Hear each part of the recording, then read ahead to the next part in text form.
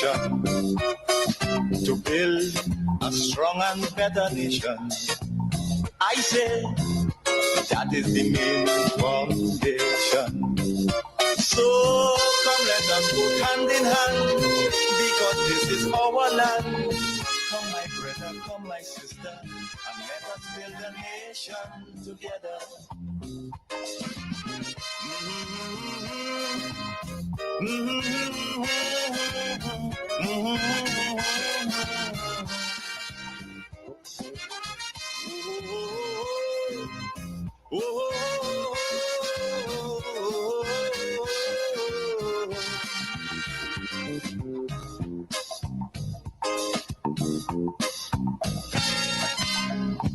This also goes for every Trinbagonian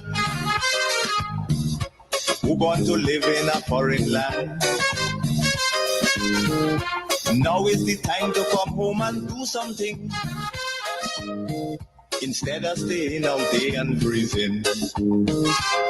Because now, more than ever, we must show discipline, tolerance, and production. Yes, indeed. Now more than ever, we must show discipline, tolerance, and production. I want to welcome you to the hub. Again, we have a unique moment in time to talk, to discuss, using radio and social media to connect. I want to ask kindly of the people on social media, Facebook and YouTube, to please share the live. Sharing is caring. I want to start off tonight with some positive news. You know, sometimes you have to start off on that note. Quite a bit happening. I want to play for you a little piece from the Ministry of Agriculture. As part of our the support to the backyard gardening initiative, we will be giving out some seedlings from the second week of July. So we have the seedlings. They are currently being they are in the nursery now, and they're growing. So we will have some vegetable and fruit seedlings. So we have things like tomatoes and peppers, cabbages, pak choy. We have squash and watermelons, things like that. So those are specifically going to go towards the backyard gardeners. So we will send, instead of having everybody try to come down to where we have it, because it's at Cardi and at the Lassages district office, we will send some to the district offices so that you can come and you can get some of the seedlings. Please do not expect that everybody will get a tray. It's something that we will have to share. So if everybody gets, 12 or so seedlings from each of the different ones that we have, we hope that you would really appreciate them, plant them, bring back a little bit so we can see what you have. Send us some pictures that you can put on our social media so that we can encourage other people to get involved. So the official launch will be on July 4th. But from there, after that, we will be sending the seedlings up to the district offices so that you can all be part of it. And if anybody who's listening to us, that you want to be part of this program, you can also reach out to the district office, not just this district office, but we have 4 offices. Reach out to your extension district office, and they can get you involved in planting and growing and improving our food security. Yes, that's good news. So backyard gardeners, again, here is an opportunity for you to get some seedlings, to get some plants, and take it from there. I saw the 4-H, nearly all schools, primary schools, they have 4-H clubs and so on. I saw they were given plants again to start, planting and doing some gardening in the school vicinity, which is really good. So the government is on the move when it comes to agriculture in this country. Cricket, sweet cricket is coming up from the 3rd, 2 days from today. Junior Murray. To my people in Grenada, everyone on the Spice Island, Grenada, Carriacou, and Peter Matnick. This is Raul Lewis, team manager of the West Indies men's team. Do come out to the National Stadium to support the West Indies team in full colors. Wear your maroon, and please, we need your support to help Craig in his 100th Test match right here on the Spice Island. You can get your tickets at the tickets office or at windiescricket.com. Again, don't forget, you can get your tickets at the cricket office, and I think they set up at the stadium, and you can go online and get your tickets to support the West Indies. Folks, I was listening to DMs with PM today with the most honorable Deacon Mitchell, our beloved Prime Minister, and hostess Aruna Neptune. And a particular caller called in that program today, right? I know the voice of the individual. He's from St. Mark, Maran, St. Mark side. And I know his political affiliation, right? He calls the WFM program too. And I thought the takedown was brilliant.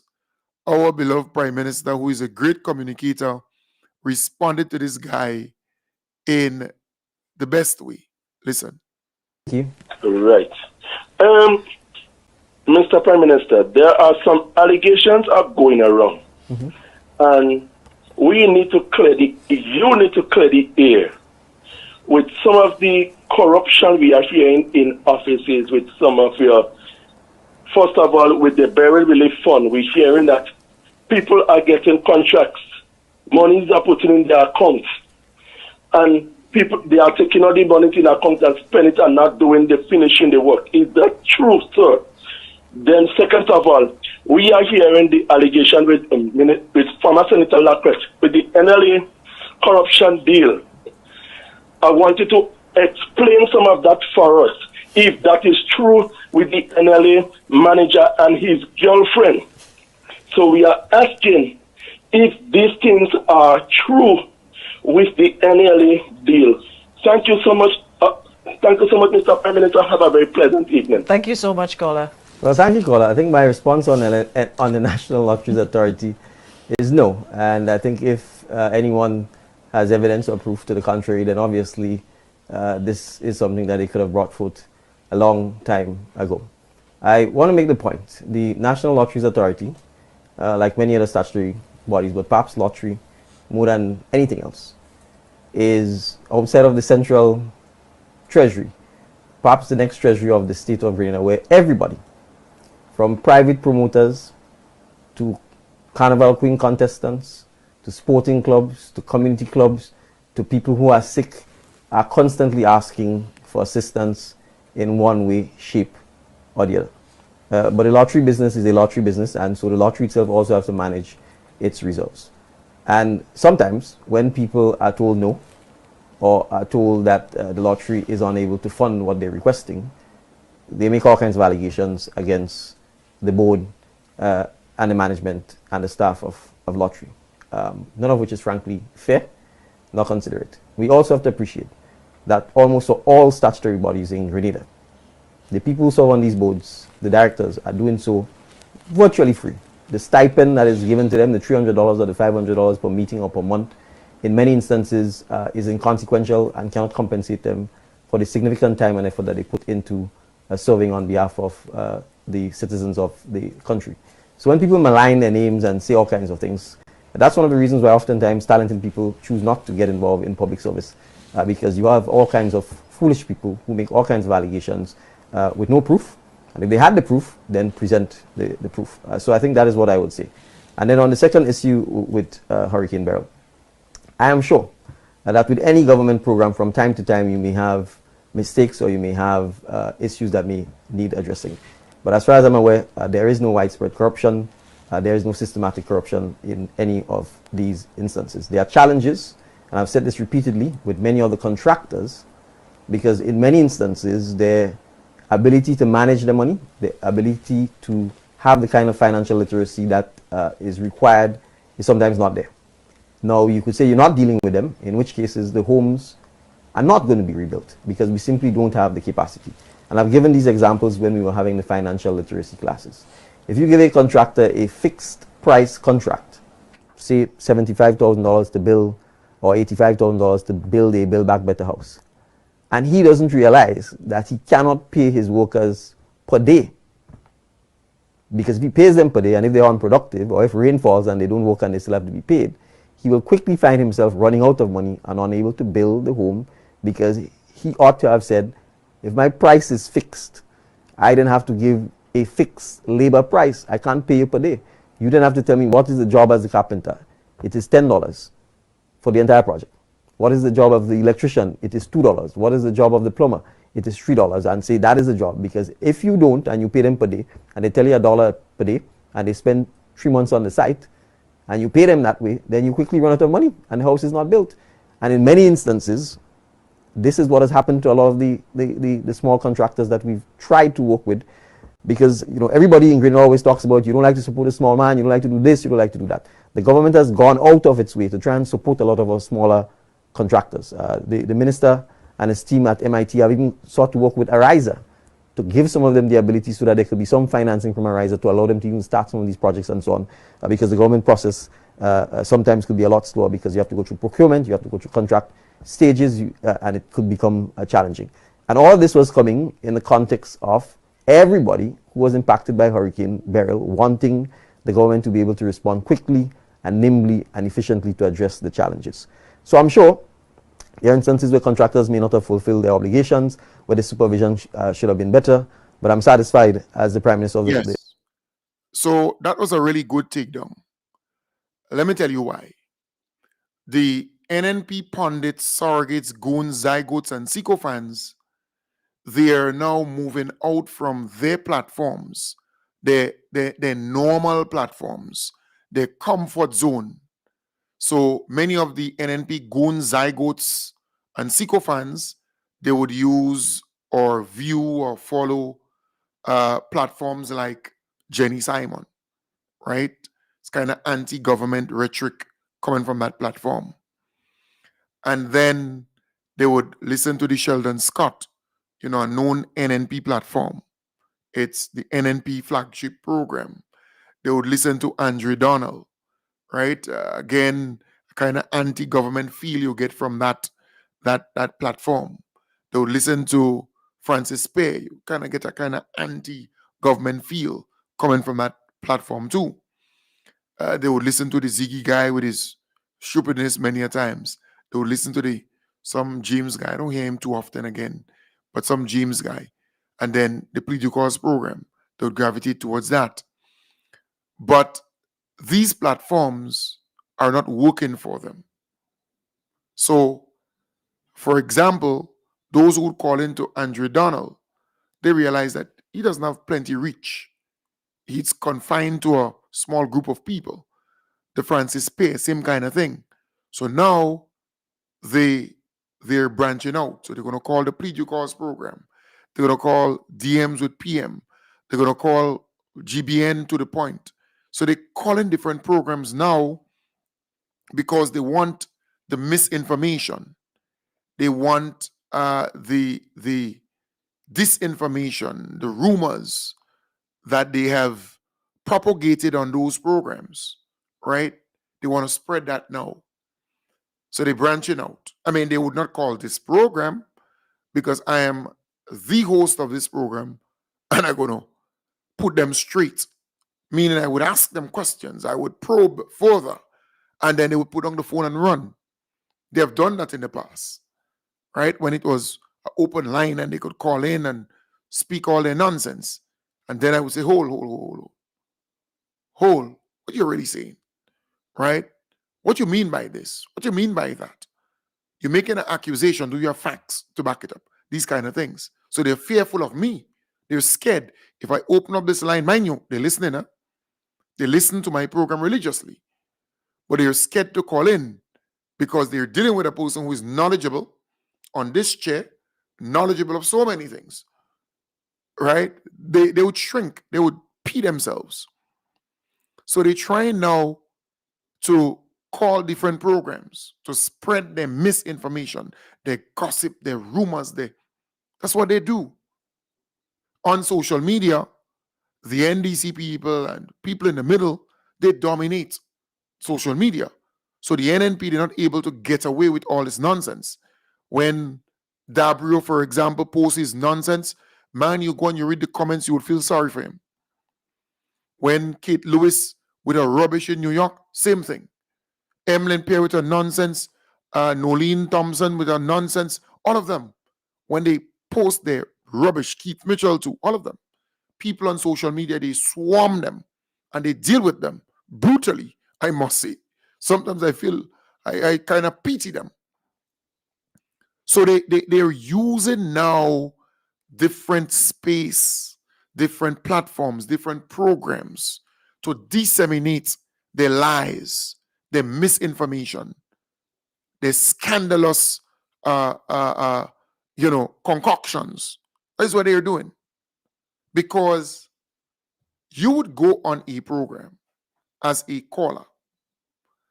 You would call and ask the Prime Minister about allegations and ask the Prime Minister about rumors and hearsay without substantiating the claims. And as our beloved Prime Minister rightly said, well, where's the evidence?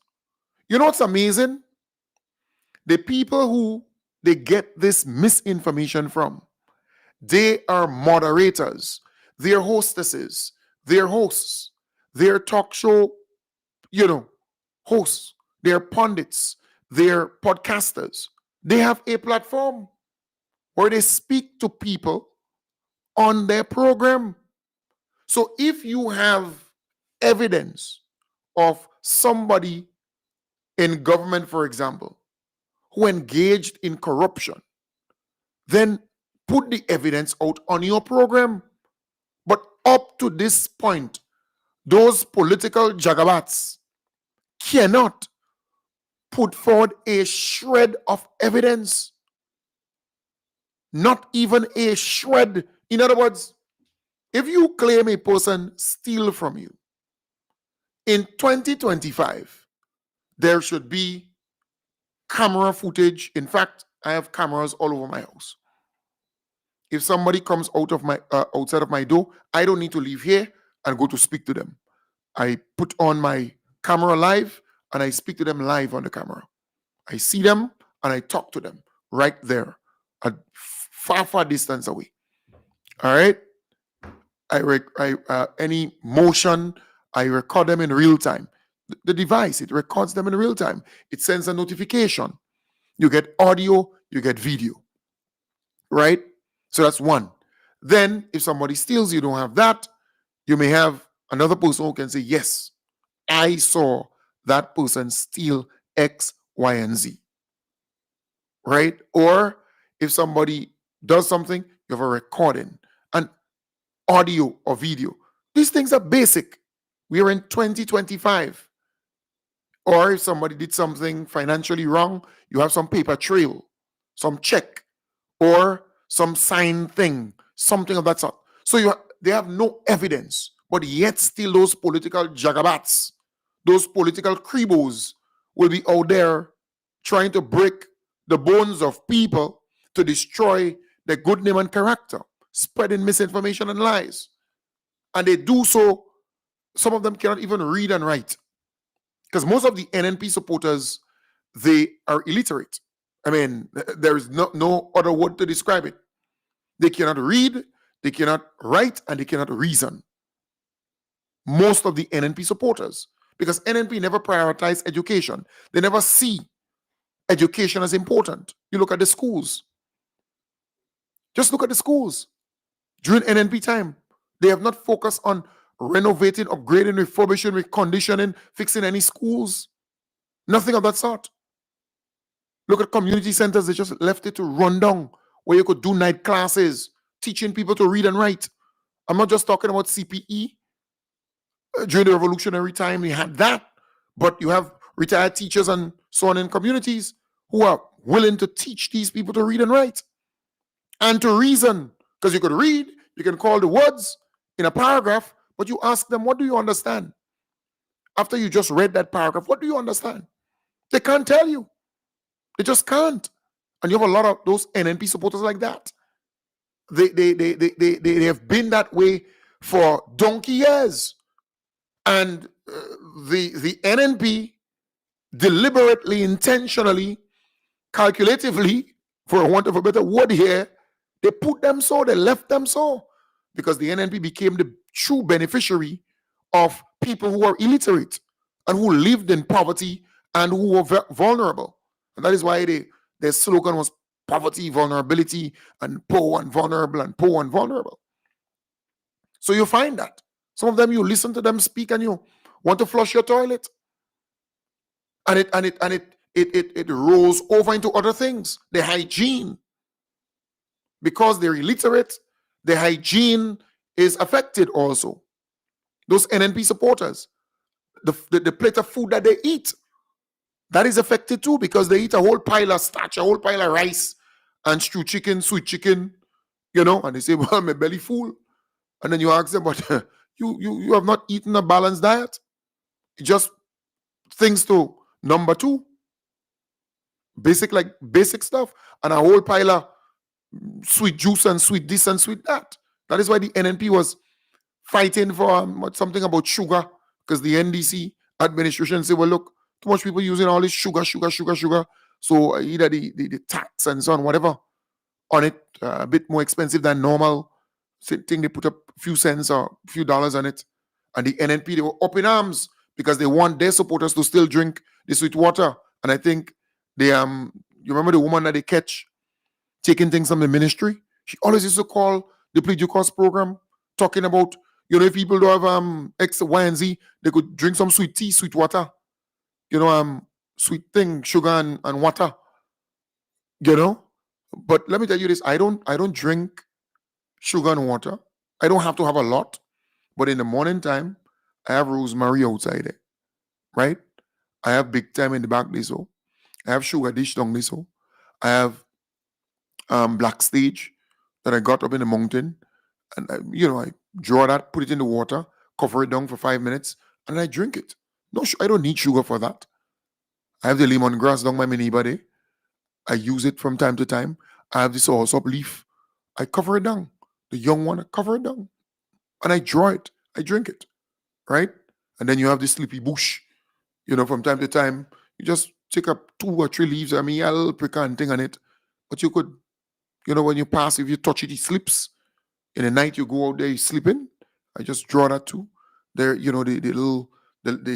this wild bush with the little balls, the little round things on the leaf.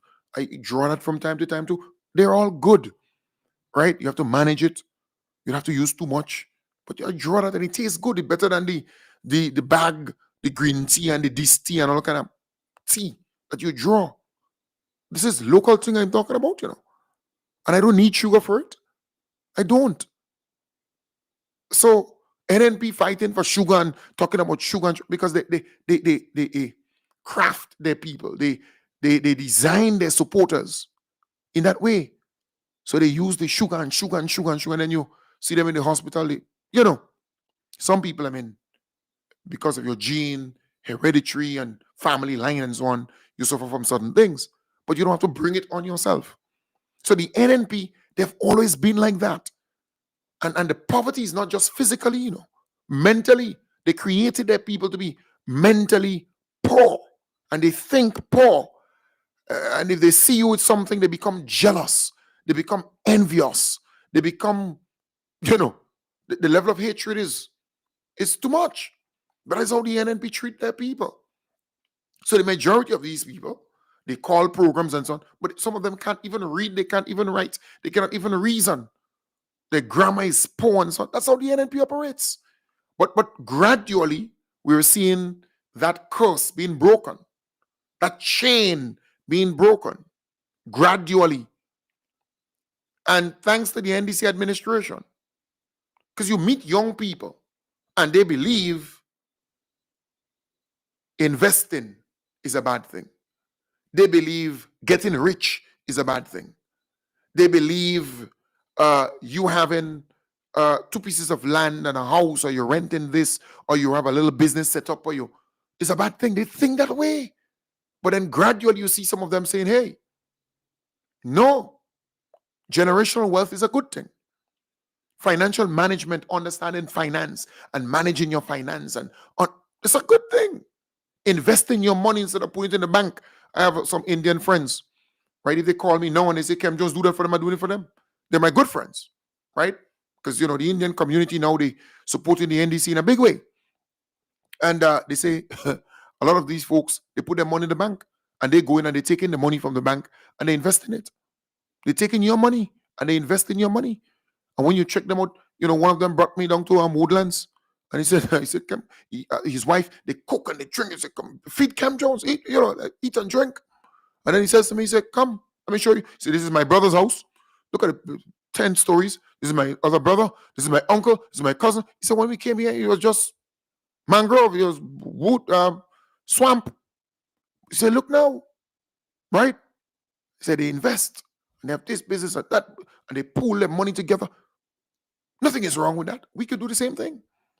But you see, the NNP over all these years indoctrinated their supporters and make them believe that poverty is normal. It's a normal thing to be poor. It's sad, but that's the reality. But because of the proliferation, right, of radio stations, you have so much of radio station, FM stations and all that kind of thing. And everybody have a phone or 2 or 3 and they have a little credit. They believe they can, come on. They can call all programs and say anything, right? Look, there's one here. There's another NNP under the live. And mind you, when I'm speaking about those things, those NNP, they just feel it. Look. Yeah. The pressure. When I speak and tell the NNP supporters, this is who you are. This is what they make you. They craft you. They design you that way. They get angry. They get bitter. They get sour. But that's the facts. That's the reality. So what they have been doing is moving away from the comfort zone, from that platform that they say anything and get away with, and they go into other platforms now to spread their misinformation, to spread their lies, to spread their, to be scandalous.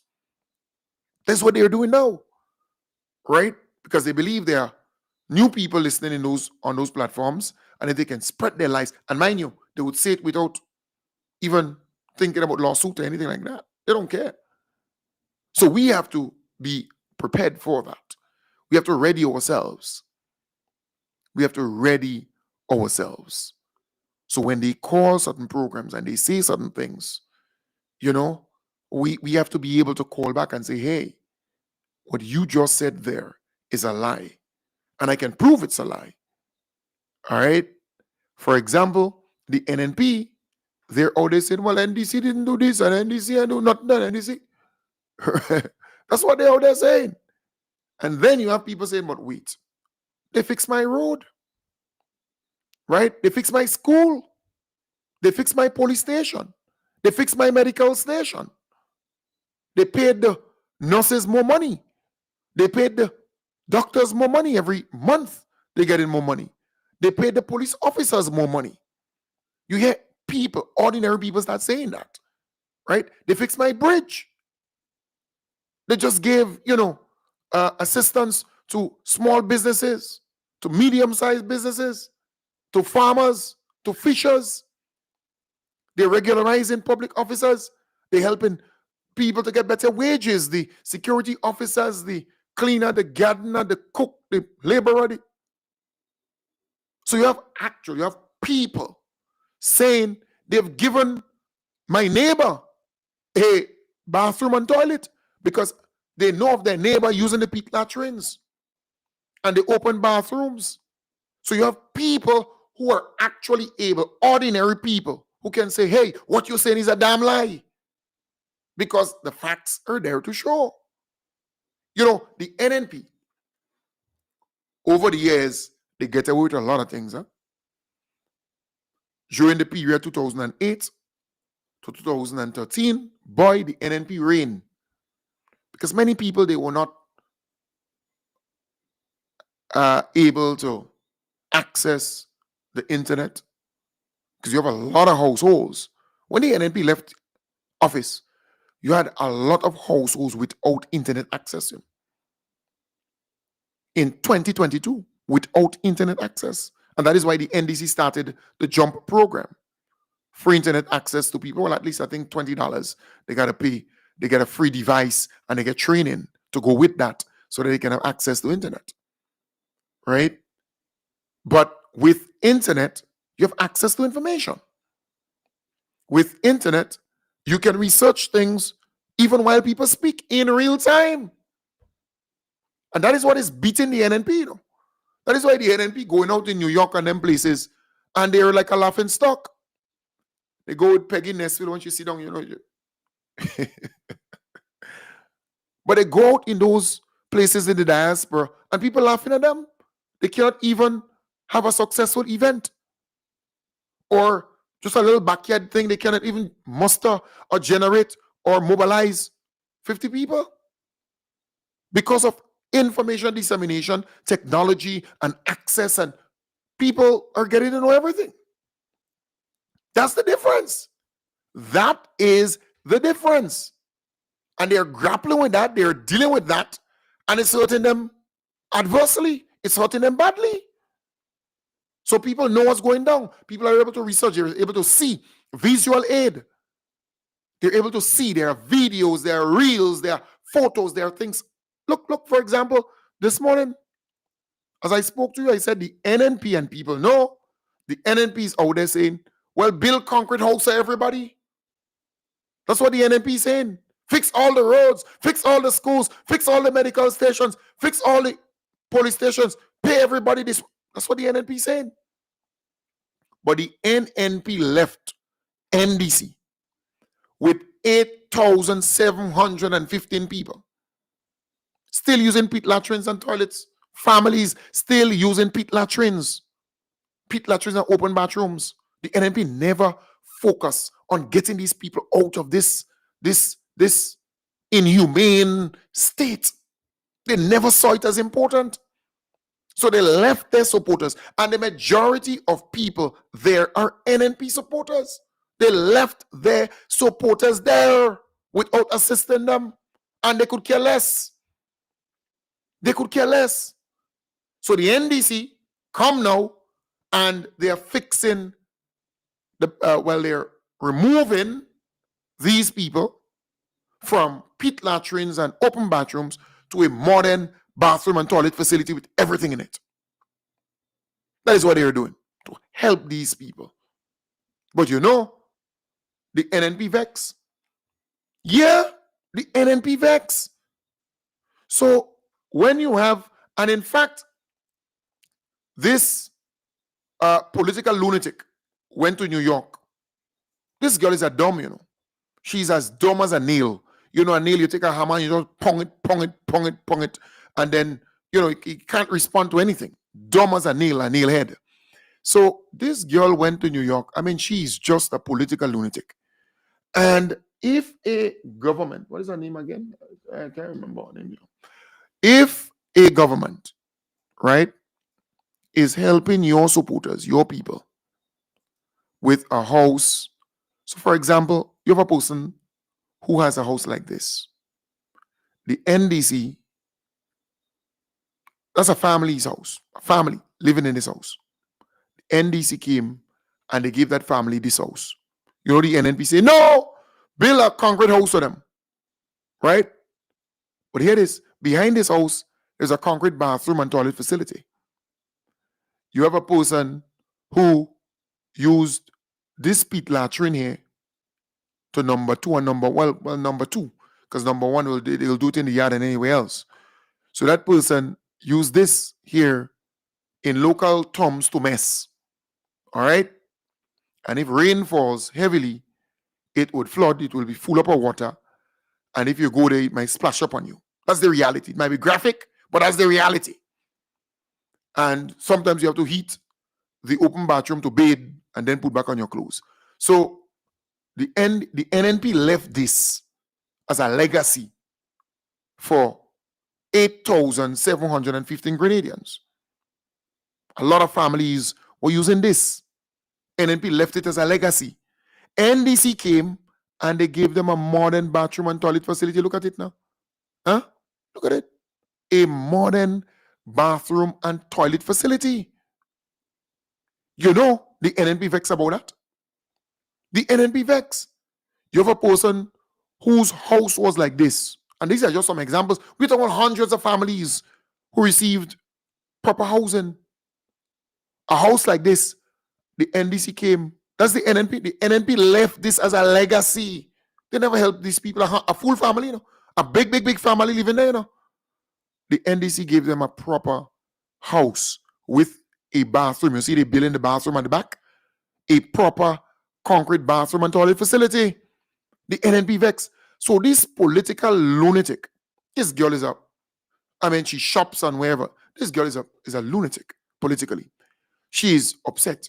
She vexed. She blew.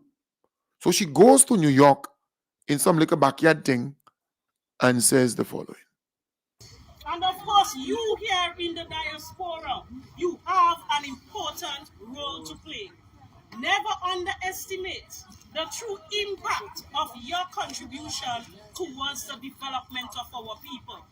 We want each and every one of you to understand and to contribute towards this process. Your families back home are suffering. Cost of living is sky high. And we have to ensure we play our part to ensure that Grenada can rise once again. And so, we are calling on you to play your part. Do not just sit back and watch Grenada diminish in front of your eyes. Stand up for us, stand up for your people, and stand up for yourself, because we are all Grenadians. Yes. So I am here, and I just wanted to give you a taste of what the political platform will be sounding like, because the campaign has already started. And we are ready for them. Let them know we are ready for them. We are going to do what it takes. They have money. I don't know how they get it. They are spending a lot of money in our constituencies. They are heavily targeting our own supporters because they believe they are vulnerable at this time. We have to speak to them. As I said to some of them, this is our time to eat them out, drink them out, and vote them out. That's what I said to them. Yes. Make no bones about it. The resources they are spending is your and my taxpayers' dollars. Yeah. So our people have to benefit from it. So they are in my constituency, St. Andrew Northeast. They are giving our supporters all kind of things, whole house, materials over $50,000 worth. So they are giving some and they are ignoring some. And it is just not fair in what is happening today. And not because you want to vote. They are actually buying their way to stay in power. Yeah, so this woman, if you listen to what she's actually saying, you wonder, is she thinking? Because if you have supporters, right, and they're given assistance, you should be happy. You should be glad that they're getting a house, they're getting material assistance, 50,000 and over, whatever the amount. They're getting bathrooms and toilets. They're moving from where they are to somewhere better. You should be happy about that. You don't want your people to be stuck in poverty and about eat them out and vote them out and all kind of. What's wrong with this?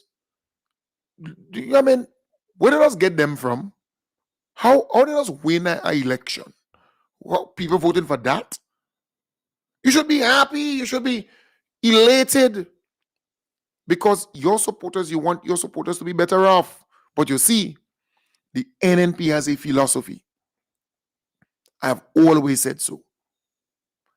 The true beneficiary of poverty, of illiteracy, of vulnerability is the NNP. When a person is poor, most of the people who support the NNP, you don't have to look too far, you know. The people who support the NNP, they are dirt poor, a lot of them. And they're stuck. They don't want to be poor, you know. But the NNP make them poor and keep them poor. Because when they poor, they have to go and beg them. When they poor, they believe that they have to clothe them, house them. And there's total control. Total control. And then they always go and vote for these people. They go and vote for the NNP over and over again. But look at the 5% of the NNP who has it all. They invest in their property, their house, their land, their this. Just look at them. You have to be some scholar to realize what's going down. So NNP has always benefited from these poor people or the people being poor, the NNP administration, in my belief. They've always benefited and they've always preyed on the vulnerability of these people, right? PREY, right? They've always preyed on the vulnerability of these people. They've always taken advantage of them. You just check it out. And you ask them, but why? Why you support the NNP? They can't tell you. They just can't. I know of so many NNP supporters. Some of them, they died. Some of them still alive. But you go and you look at their situation. They are stuck in poverty and their children and children get stuck there too. Because the NNP thought them. You know, in other words, you come to a post and you say, your roof leaking. Let me help you fix it. They still believe that their roof is not leaking. They're so accustomed with that leaking roof. They believe it's normal. You go in and try to help them fix it. You go in and mess it up. That's how the NNP taught these people, which is dangerous. It will take some time to get them to that place where they understand that poverty is not normal. It's not normal. You should not be poor. You should not be vulnerable. But the NNP administration had their supporters and a lot of Grenadians stuck in poverty and got poor and vulnerable just to get their votes. So now people are opening up their eyes. People are being liberated. I meet people every day and they tell me they're getting up from where they are and they go into the next level because they want good for their children and children. So even if they do not enjoy it, they want to make sure that there is a foundation for generational wealth so that their children and children will benefit. So with what has happened in the last 3 years and in the next many years to come, NNP is in the cemetery. NNP is in the cemetery. I'm telling you, the next election, it would be the full burial. But people are opening up their eyes and they're seeing Grenada is a very nice place. Grenada, Carriacou, Petit Martinique. We have resilient people here. We have people who are determined, who want to make it, who want to transform their family members, you know, the condition, the states and that kind of thing. They want to up it. They want to level it up. They want to transform it. Their family, their community, and that's what they want to do. They want to make life better. They want to turn things around. But they just need a little push. Just a little help. That's all. Just a little help. The government can't do everything. They just can't do everything that you want them to do. They could try to help you here and there. It's like I met a gentleman who got assistance from CES. He had a little business, you know, things were not too rosy. He got some assistance. When he saw me, he said, come. He said, oh, drink that, taste that, no, sample that. No, look that. He said, boy, you know, he was able to get it $30,000. And he said, right now, you see, you have a new machine, you have a new this, and he producing this, and he producing that. In other words, he got a help up. He don't need to go to the politician or go to that person. And he said, look, I put a little addition on my house. That's what the guy telling me, you know, in front of his wife and the 2 children. He said, put on a little addition on his house. Because why? The $30,000 worked for him. He's producing more. That is what you want. You want to help people to find their way and to become productive citizens. And that is why the free tuition policy by the government, I was speaking to some young men who were lending some assistance to a friend. And I said to them, I'm saying, all that you do, please, if you or if and when, because, you know, some of them, they somewhat not giving good, well, let me not say, I don't really want to explain it or express it that way, but they're giving a little trouble, right? And as a result, teachers having problem, principals having problem with them and thing. But they bite. It's just that they're a little troublesome. I don't want to say that they're delinquent and they this and they that, but just a little trouble. So I was saying to them, because now it's kind of almost school, I think, comes to an end on Friday. So they're doing a little hustle and thing. I said to them, in all that you do, if you drop out of secondary school, I don't want you to drop out, but if you drop out, go to New Law. Right? Say, go to New Law. The government is paying for you. Go there, learn a skill. Become a carpenter. Become a mason. Become an electrician. Become a plumber. Become a tailor. Become a seamstress. Become a cook. Become something. Become an architect. Become something. Right? Or interior designer. Become something. Become a musician. Become a whatever. Become something. Because the government is paying for you to go there. Say to them, if you leave secondary school, don't go home and relax and go on to TAM-CC. Government is paying for you. Your family don't have to hold their head to get a tuition to go there. I encourage them. Because you see, the NDC is about upward mobility. The NDC is about progress. That is why the NDC has invested and continue to invest significantly in the development of people, the human resource development of the country. Because you see, the NNP, they have always been taught that if you concrete, then that's development. That's what they have been taught. And then you hear some of them saying, well, tell me one of the major projects and tell me one of the project. And well, I could tell you one of the major projects that the NDC has initiated. The human resource development of our people. Look at the amount of scholarships given to our people. Look at the amount of investment in the educational area sector for our people. Because the NNP, they've always taught, they've been taught that way. It's a concrete road or concrete. But mind you, NDC doing more concrete roads, more concrete drains than the NNP. Than the NNP did. I'm telling you. You don't see the amount of concrete roads and concrete drains? Huh? You don't see? Left, right, and center, So the NDC continues to help our people to move to the next level. And we have to be thankful and grateful. Because, let me tell you this. You're in a house. You're sweeping every day. But just one day, someone comes to you, visits you, and say, but Auntie Jane, you don't realize that the corners in your house still dirty. The brooms need to sweep all the corners and so on. Sweep it and clean it, and, But for so long, it's normal because you're so accustomed to the thing. You understand the point? Yeah.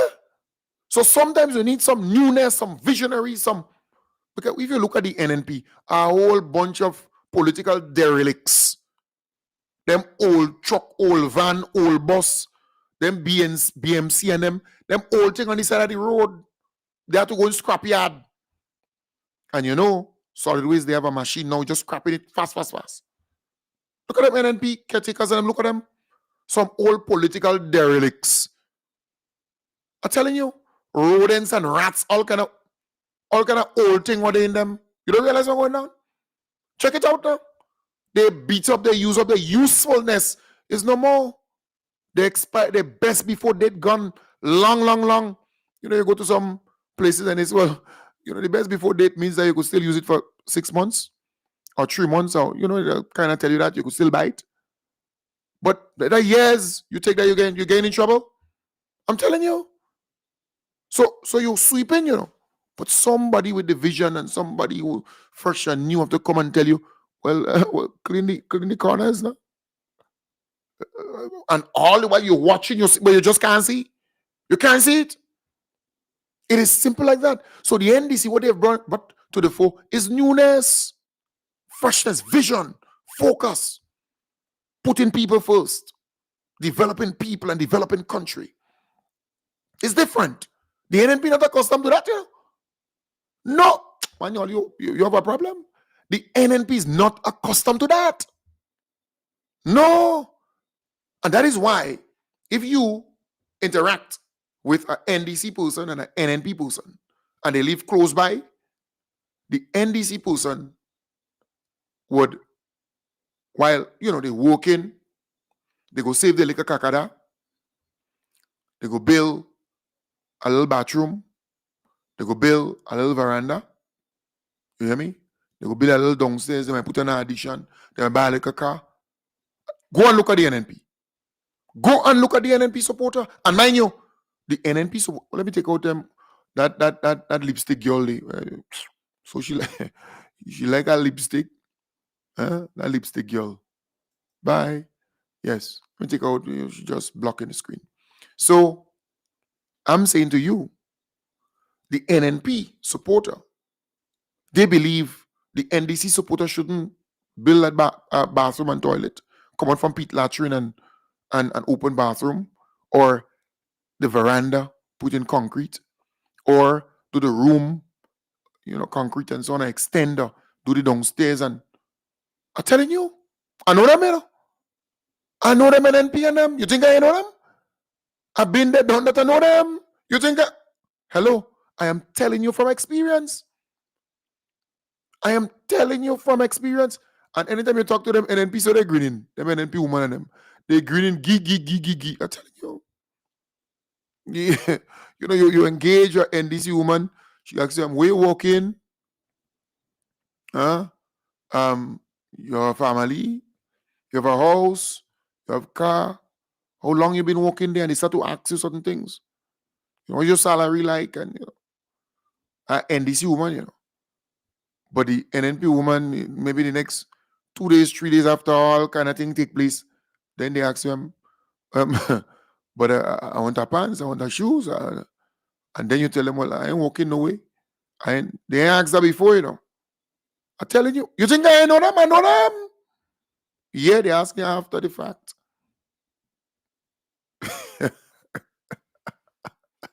I know them. But the NNP taught them that way. The NNP taught them that way. They're stuck. And it's a mental poverty. It's not physical.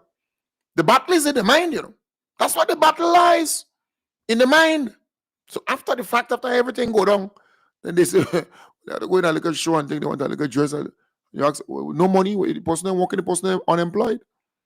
I gave you the joke. Because you see how the NNP operates. I mean, you could write a book about them, There was this gentleman, he was a gardener, helper for a gentleman. So the gentleman, elderly gentleman, he had about 3 stories, the building 4 stories, and he was going overseas. So the helper, coming from St. Andrew, coming to town every time like that, he said, well, look, I'm going overseas. I have a basement, I have a storeroom downstairs. It's not too 100%, but you could, clean it out and put a little window, a little door there, and you could bunker down. So you have to always travel every time to come down, and you're working for $1 million. So he got the place downstairs. He did in the storeroom, So the gentleman left, he go overseas, he have 2 vehicles in the yard, 3-story building. So he met this NNP woman. So the NNP woman, new to the place, so the guy was able to talk her into believing that he have, So she came, she asked, well, who the house for? He said, it's mine. House is mine. She asked, well, who them 2 vehicles in the yard? You say it's mine. He said, well, I want money and thing to, save and so on. So you rent the first floor. He said, I rent the first floor. He said, I rent the second floor. And I rent the 3rd floor and I go down in the storeroom. Because, it's about the money and so on. So, so first night, second night, she's sleeping. 3rd night, she don't mind because she hear about the money and all the how much thing you rent and seeing tenants, you seeing people moving out and in.